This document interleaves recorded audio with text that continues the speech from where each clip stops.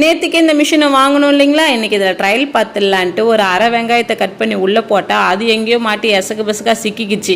150 ரூபா வேஸ்ட்டு, வீட்டில் திட்டு தான் வாங்க போகிறேன் அப்படின்னு நினச்சிக்கிட்டேன். அதுக்கப்புறம் அதே வெங்காயத்தை ஒரு 4-5 கீத்தா அரிஞ்சு உள்ளே போட்டு அமுக்கி பார்த்தோன்னா அது நல்லா பொடி பொடியாக அரிஞ்சு கொடுத்துருச்சு.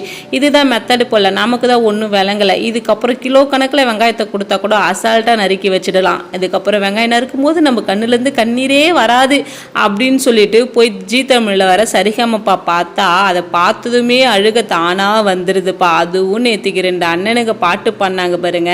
இந்த மாமன்னன் படத்துலேருந்து வடிவேல் சார் பாடியிருப்பார் அந்த பாட்டு பாடினதுமே அப்படியே நம்மளையும் அறியாமல் நம்ம கண்ணுலேருந்து கண்ணீர் வர ஆரம்பிச்சிடுது. அவங்க எவ்வளோ கஷ்டப்பட்டு இருந்தால் எவ்வளோ வலி அனுபவிச்சிருந்தா அந்த மாதிரி பாட்டெல்லாம் அழகாக எடுத்து பாடியிருக்காங்க தெரியுங்களா. அவ்வளோ ஒரு சூப்பராக இருந்தது. அதை கேட்க கேட்க நமக்கே உடம்பெல்லாம் அப்படியே புல்லரிக்குது. என்ன வாய்ஸு, என்னமா பாடுறாங்க அப்படின்னு சொல்லிட்டு. அதுவும் இல்லாமல் அவர் பாடி முடிச்சுட்டு அவருடைய லைஃப் ஸ்டோரி சொன்னார் பாருங்க, இன்னும் அழுக தானாக வந்துருச்சு.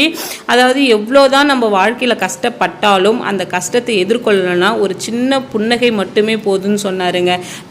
நம்ம கிட்ட இருக்கிற கஷ்டம் கூட அந்த சிரிப்பை பார்த்து பயந்து ஓடிடும்னு சொன்னார். நிஜமாக உண்மைதான்ப்பா. இதுக்கப்புறம் எவ்வளோ கஷ்டமாக இருந்தாலும் அழகாக வாய் விட்டு சிரிச்சிட்டா நோய் விட்டும் போகும், கஷ்டம் விட்டும் போகும். நாளைக்கு மினி விலாகில் பார்க்கலாங்க. இன்றைக்கி பசங்களுக்கு lunch box carrot rice with மாம்பழம் தான். நாளைக்கு பார்க்கலாம்.